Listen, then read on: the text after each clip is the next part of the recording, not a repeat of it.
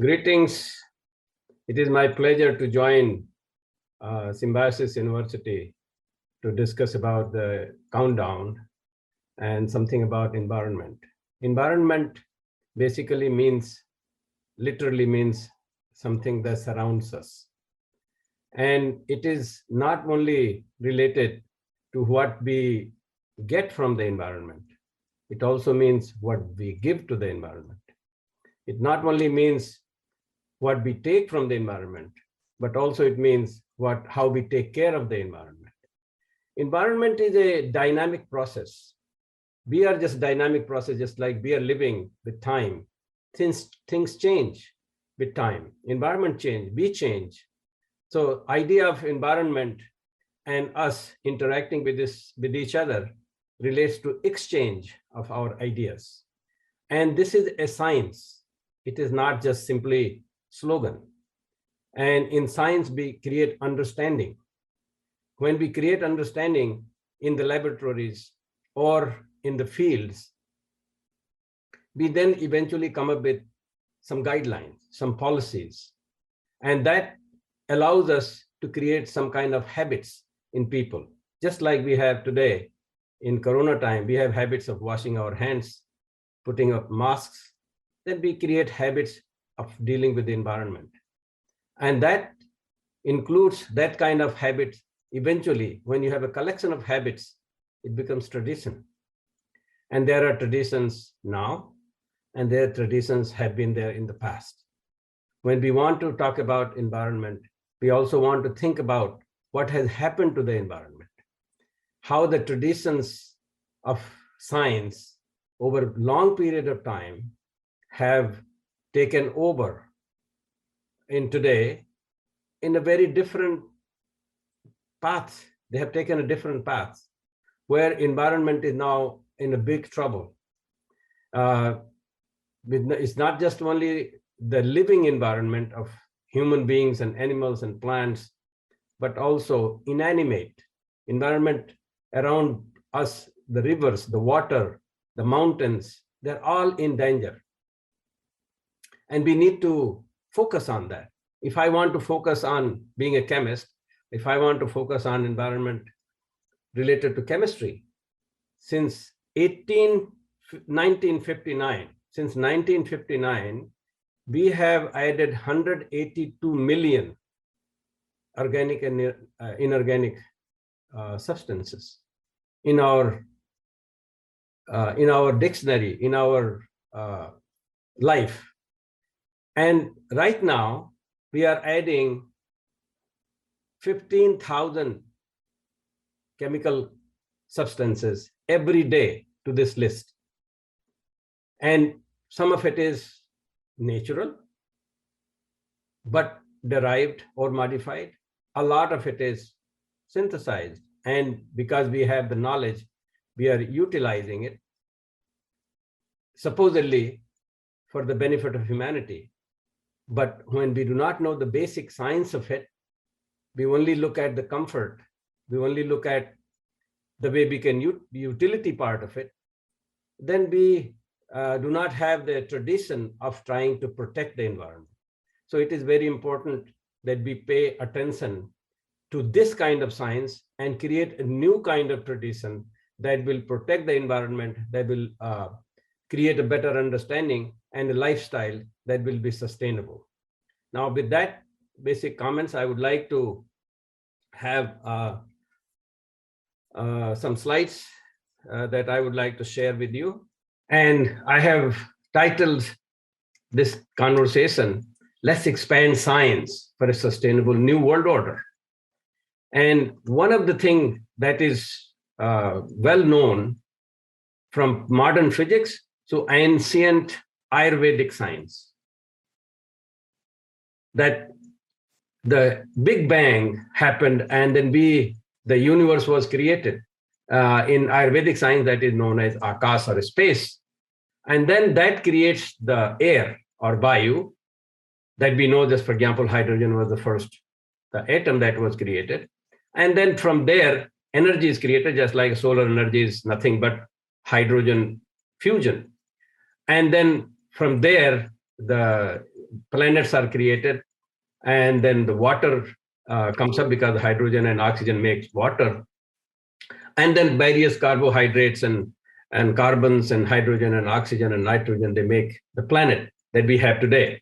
That's how the creation of the planet is. And the destruction starts exactly the same way in the opposite direction. When we misuse the earth around us, the planet around us, then it pollutes the water.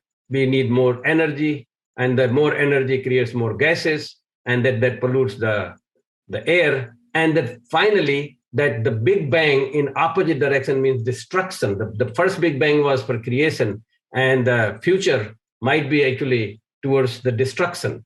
The Big Bang, next Big Bang will be a destruction Big Bang. And I think we want to avoid that with this understanding. And so I will take you through our connection of our surrounding. The way we are bestie in the philosophical terms. We have our mindset that we are created, we are the first, we are the central, and then around us is society, how that affects. And that then is surrounded by the environment, as we can see. But actually it's more than that. The whole samasti means the whole universe is also affecting, because this universe was created, remember, from this Big Bang, as we know in physics. And so that Big Bang that created us today, our mind is also affected by that Big Bang. Even some of the light rays are still traveling to reach us. That has been so long, for billions of years. So we need to understand this connection with us, and so that is in physics is called as system and surrounding.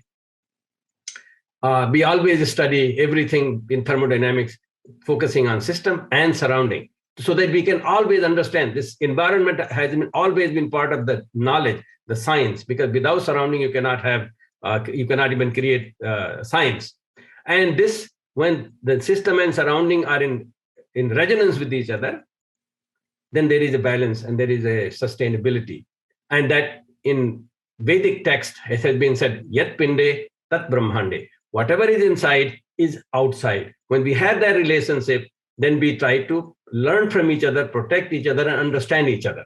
And that's the idea that needs to be created for today, to keep the environment safe and sustainable.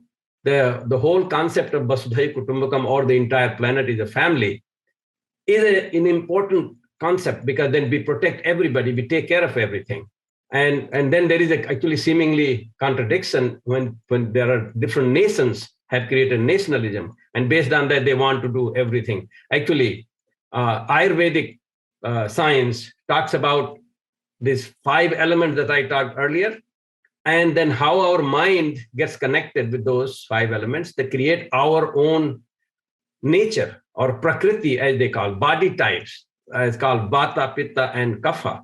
And that is balance. Now, this is just an example for human beings to understand, but the idea is same for the environment. If you really want to see the environment, the whole, we have to consider at least we have to consider the entire world as we have to become internationalist, which means we are connected to all. It's not only true for me, it's true for everybody. That knowledge has to be shared. And then with the connection, this universe, the whole universe is created and can be destroyed in the same way. So we have this equilibrium between when the creation happened and when it can be destroyed. And once we have that understanding, then our behavior, our practices of food, our practices of housing, our practices of transportation, all that will be part of it. Whenever we consider this as part of it, then it protects everyone. I want to take it in terms of practice in Ayurveda. The human beings are affected by, of course, psyche, but also seasonal changes. There are also behavioral changes, when you're sleeping, when you're getting mad, how much exercise you're doing, how much work physical work, what kind of food you're eating. We may like to eat certain types of food, but if it is not sustainable environmentally, it is not only bad for your health, but it also is bad for the environment, because you're going to spend so much energy and so much focus on storing them, certain things that we like, unseasonally we like, then that will create a disbalance. And when this creates a disbalance in the environment, it not only affects our health, but it also affects the health of the environment. And that is very important part for us to focus on. We need to have these ideas fundamentally. Is not one person can tell all this.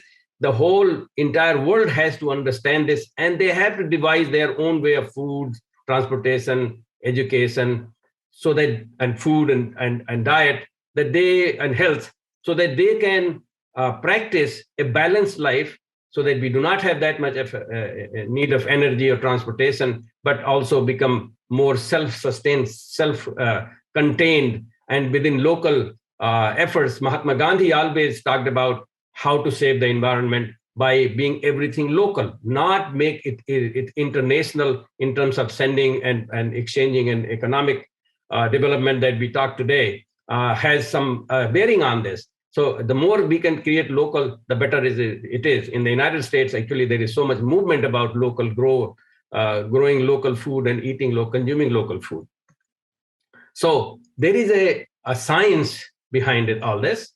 And science is that you have to pursue the truth of the science that is related to the environment. Because like I said, the physics is created, system and surrounding that is created. We have to be objective versus subjective. Now, objective in a sense, like we cannot be biased because I like certain things. I like to travel, I like to eat this food. I like to have this big house. I like to have all kind of temperature control.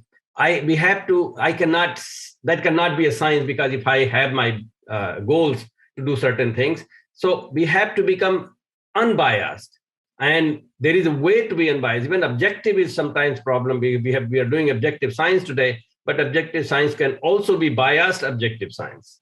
Actually, it's many times for businesses or for political reasons, sometimes people are objective, but they are biased. So you have to find a way to create subjective, even if you are subjective, but you can be unbiased. And that is part of the science that we need to create. And that part of the science is to first have the health. The health is to be being established in self. I wouldn't go into that philosophy here, but the Sanskrit word for health is swast, which means swa means self, sta means to be stopped or to be established. So health is really maintaining this balance with the environment. If you don't maintain this balance with the environment, there is no way to have really health, whether today or tomorrow. Someday we are going to face, and also we are going to face the health of the environment. Economics, that has been latest theory of economics that we practice today. In Wealth of Nations, Adam Smith wrote selfish theory. He has actually probably had a different idea, but when we become economic, we practice economics with the selfish theory, which means everybody has to be selfish. They do not have to be concerned about others. Just people forget about the environment, then that creates a problem. So we have to create a different understanding of this selfish theory. The selfish theory has to include the fact that I will be surviving only if the environment survives. If that is the selfish theory, then we will practice a much better economics that we have today. And that is very important, because economics is important. So there have been world orders, different kind of world order, and more recently, because of the universities and the scholarship, Samuel Huntington wrote a book on the clash of civilization and the remaking of world order for the entire world. And that was in 1998, I believe.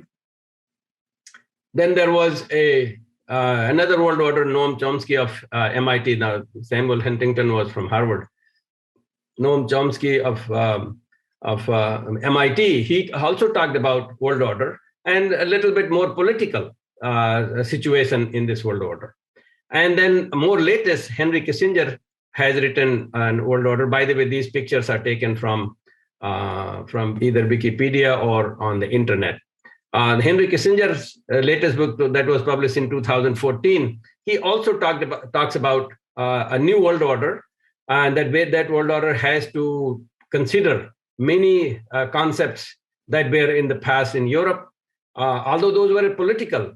But these world orders have impact on environment, how people view each other rather than a cooperation. If there is a competition, then there is going to be exploitation of people. And then when it is people, then it's animals. When it's animals, then it is environment around us, whether it's in terms of energy, military forces, transportation, all those things are going to be affected. So I suggest the newest world order, which hopefully will create, first of all, better science and also better health. Not only the health, but like I said, Ayurvedic concept of the Big Bang to Earth and back is a part of us, is part of the environment around us, and that is called Ayurveda and Yoga world order. Yoga has been accepted throughout the world, and through the United Nations effort of World Yoga Day, where people are connecting with themselves and with each other and with the environment. And Ayurveda is the science that can be practiced to understand this whole environmental connection with human beings, human psyche, human mind. And once we change our mindset, we will do much better in terms of saving the environment. And there is a difference in that between the modern science that we have today and the Ayurvedic science, which is the Ayurvedic science always uses the senses, the environment, the nature as part of if they have to make a treatment. But first of all, it's related to behavior so that there is no problem. You don't get sick. It's a prevention of sickness. Again, prevention of sickness of human body, also human mind, and also the surrounding around us. So in that case, when we have such a thing, then whatever we create in terms of even medical products, which is more related to herbal things, that they're all natural. Then when the nature is affecting us, the diet is affecting us, we can change our diet and a lot of our problems go away because we need to create the balance. And these things happen seasonally. So that kind of science is very different. And I have been very fortunate to be able to do some of that kind of science. And I'm very, very happy to share some of these ideas. And I see that there is so much acceptance. There are thousands of people are attending these kind of conferences to understand this. And there is so much more to be done through education in the classrooms so that the students right from the beginning understand this. And right from the beginning, they integrate these ideas of sustainable living and protecting environment. I hope that we will all succeed. It is best for us, it's best for the future generation. Thank you so much.